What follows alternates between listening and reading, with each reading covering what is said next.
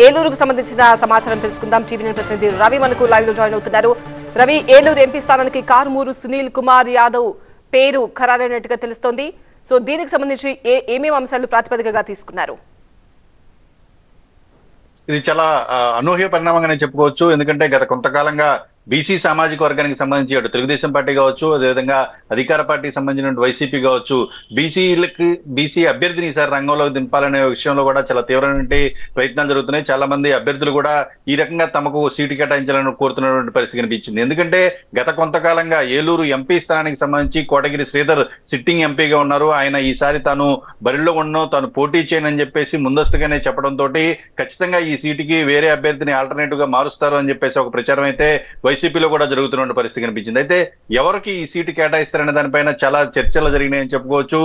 చాలా కాలంగా కూడా ఈ సీటు గతం నుంచి కూడా ఏలూరు పార్లమెంట్ నియోజకవర్గాన్ని కనుక పరిశీలిస్తే కావూరు సాంబశివరావు, అదేవిధంగా మాగంటి బాబు, ఇలా వరుసగా కొంత అగ్రవర్ణాలకు సంబంధించినటువంటి ఎక్కువ మంది కూడా ఇక్కడ పోటీ చేసి గెలిచినటువంటి పరిస్థితి కనిపించింది. అయితే మొట్టమొదటిసారిగా కూడా బీసీ సామాజిక వర్గానికి సంబంధించి, అందులోనూ ఏదైతే ఏలూరు పార్లమెంటు నియోజకవర్గంలో ఎక్కువ మంది బీసీలు ఉన్నటువంటి నేపథ్యంలో బీసీకి అత్యధికంగా పెద్దపీట వేయాలి, బీసీలకు సంబంధించిన అభ్యర్థినే రంగంలోకి దింపుతారు అనేది చాలా పెద్ద ఎత్తున కూడా చర్చనీయాంశంగా మారిన సందర్భం కనిపించింది. అయితే ఏ కులానికి అధికంగా ప్రాధాన్యత ఇస్తారనే ఒక విషయం వచ్చినప్పుడు కూడా యాదవ్ కులానికి సంబంధించినటువంటి వ్యక్తులకు ఇక్కడ చోటు లభిస్తుందని చెప్పుకున్నారు.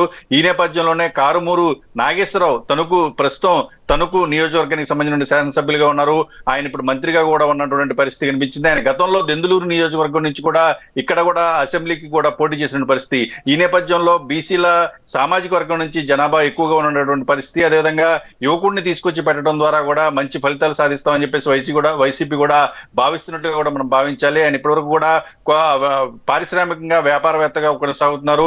అదే సందర్భంలో తణుకు నియోజకవర్గంలో కావచ్చు, కారుమూరి నాగేశ్వరరావుకి వెన్నుదన్నుగా ఉంటూ అక్కడ రాజకీయాలను కూడా తెర వెనక నుండి కూడా నడుపుతున్నటువంటి పరిస్థితి కనిపిస్తుంది. ఇలాంటి సందర్భంలో ఒక యువకుడిని తీసుకొచ్చి ఇక్కడ ఏలూరు పార్లమెంటుకి పోటీలో పెట్టడం, అదేవిధంగా బీసీ సామాజిక వర్గానికి పెద్దపీట వేయడం ద్వారా కూడా వైసీపీ ఎన్నికల్లో ఒక వ్యూహాత్మకంగా కూడా ముందడుగు వేసిందని చెప్పుకోవచ్చు. ఇది కాస్త ఏదైతే ప్రత్యర్థి పార్టీలు ఉన్నాయో, ప్రతిపక్ష పార్టీలు ఉన్నాయో, ఇవి కూడా ప్రస్తుతం బీసీలకే ప్రాధాన్యత ఇవ్వాల్సినటువంటి పరిస్థితి, ఆ దిశగా ఆలోచన చేసే పరిస్థితి కనిపిస్తోంది.